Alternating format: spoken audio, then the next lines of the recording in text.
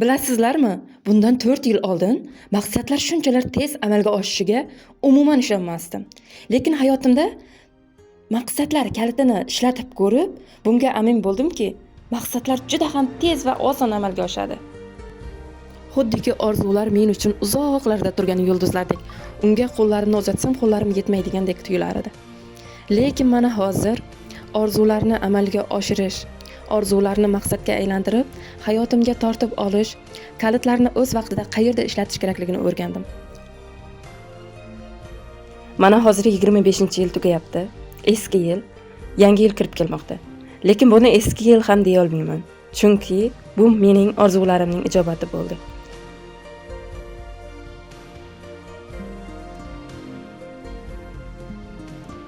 Bu yil men uchun judayam turfa xil yangiliklarga, juda ham ko'p insonlar bilan tanishishimga, turfa xil sayohatlarni, chiroyli joylarni ko'rish, rivojlanishni o'z ichiga olgan va katta sarguzashtlar yili bo'ldi desam ham bo'ladi.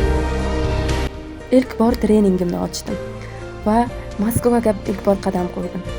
Toshkentdagi ustozlarim bilan ko'rish necha yillik orzuyim, maqsadim edi. Toshkentga ustozlarim bilan ko'rishdim. Samarqandda bo'ldim va Panjshekent shahrida ilk bor o'zimning treningimni o'tkazdirib, ayollarga ilk bor qalbida onasiga mehr-muhabbat uyg'ota oldim. Yana shunga amin bo'ldimki, orzular albatta amalga oshadi. Prosta biz uni amalga oshirish yo'llarini o'rganishimiz kerak. Uning qadamlarini bilishimiz kerak. Qadamlarini qo'llaganimizda hayotimiz mo'jizaviy tarzda o'zgarib ketadi. Siz bunga amin bo'lasiz. Juda ham siz ishonmaydigan darajada.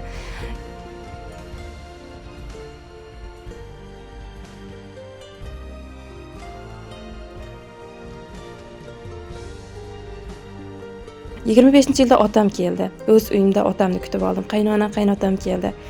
Bu mening o'zimning uyimda mehmonlarimni kutib olishim edi. Ular bilan, bolalarim bilan birgalikda aylandik. Moskvaga bordim.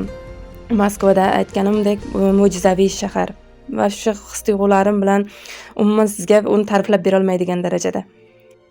Qalbimga doim erkin bo'lish orzusi yetishmasdi. Ilk marotaba Moskvaga o'zim uchib borib kelganligimda o'sha erkinlik his-tuyg'usini his qildim. Bu tuyg'uni so'z bilan ifoda etib bo'lmaydi. Men o'sha tuyg'uni his qildim.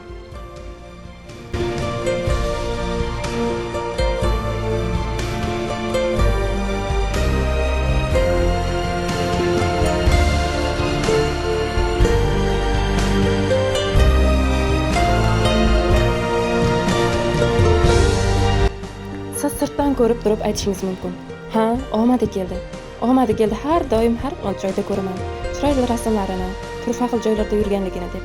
Lekin men aniq ayta olamanki, mana shu turfa xil sayohatlarga yoki bo'lmasa mana shu natijalarimga, yutuqlarimga, sarguzashtlarimga o'z ilmlarimni hayotimda qo'llashim orqali va ichimdagi shijoat, ishtiyoq orqali keldim deb ayta olaman.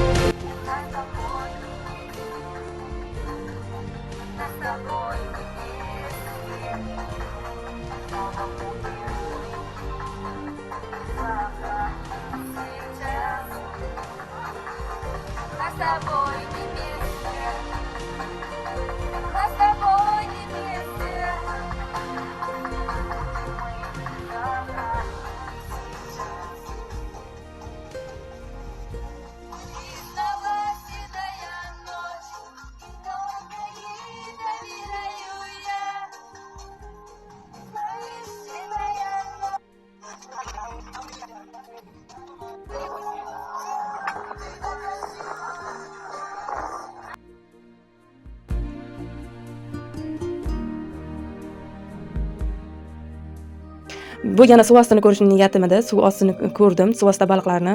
Yana qanchadan qancha o'quvchilar bilan ishladim, yashirincha dasturlarga chiqarilmaydi. Juda ham ko'p o'quvchilarga natija berdim deya olaman. Bu mening bolalikdagi orzuyim, o'zimga bergan sovg'am va mustaqillik maydonini u joyda onam bilan birgalikda mazza qilib aylandik. Yana u tasavvurlarimni, u ichimdagi vibratsiya, u xursandchiliklarni sizga so'z bilan ifoda eta olmayman. Agarda sizni ham maqsadlarga erishishda ishlatiladigan kalitlar qiziqtirgan bo'lsa, 26-dekabr kuni maqsadlar kaliti kursimga taklif qilaman. 26-dekabr kuni uchrashguncha